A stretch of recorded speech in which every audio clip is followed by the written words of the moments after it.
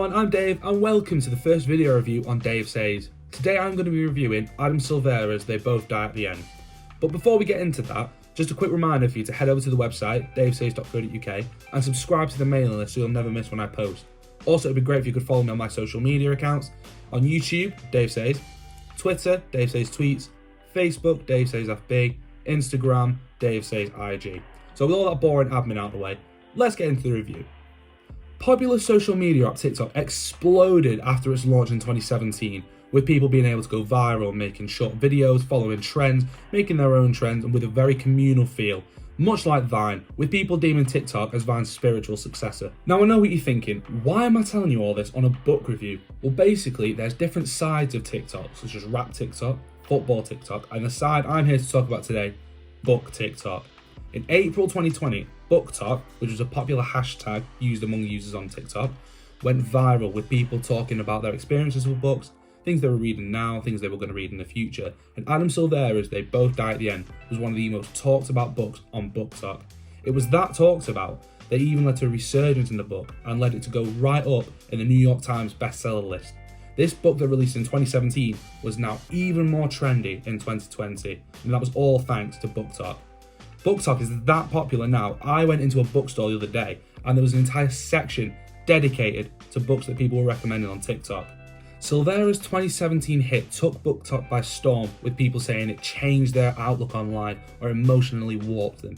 Now look, I'm not an idiot, I know advertising when I see it, and I'm definitely not going to buy a book just because people on a social media app told me to buy it. There's no way I'd ever get suckered in by something so outrageously. Yes, I bought the damn book. Now, I'd just finished studying English literature and language at university, and the thought of me picking up a book again was quite sickening, to be honest. But something about this one caught my eye, whether it was everyone getting excited about it on BookTok, maybe it was the fact that the hardback cover was absolutely gorgeous, but something about it just made me think, you know what, let's give this a go.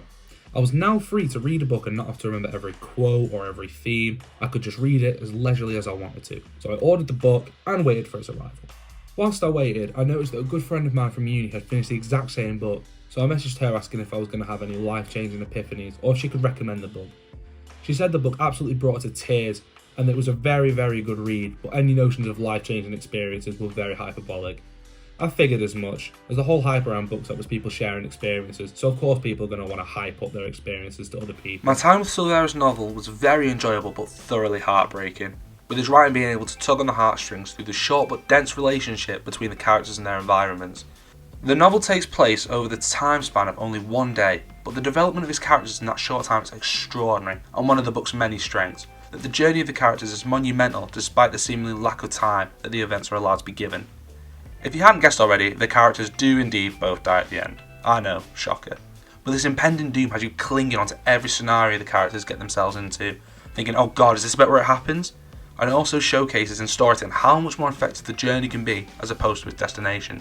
That we already know that how this tale is going to end, but we're kept fixed on every decision and word that the characters commit to in this ticking time bomb of a day.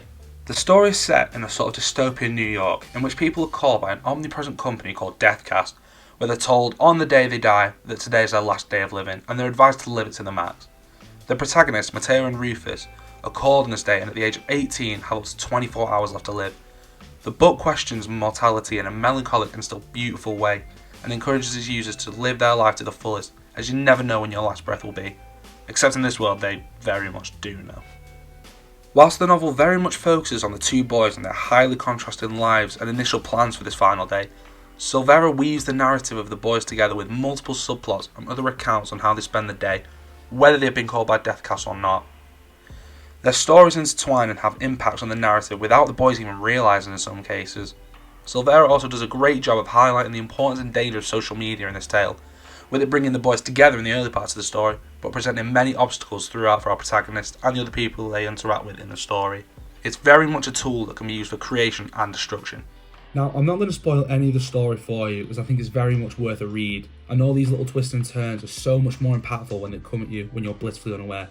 But the blurb of the book itself paints a beautiful story about human interaction and learning to step outside your comfort zone in order to live your life to the fullest, whether you've got the rest of your life to live it or just 24 hours.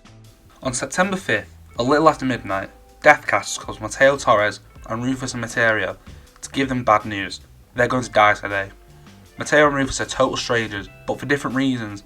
They're both looking to make a new friend on their end day. The good news, there's an app for that. It's called The Last Friend, and through it, Rufus and Mateo are about to meet up for one last great adventure, to live a lifetime in a single day.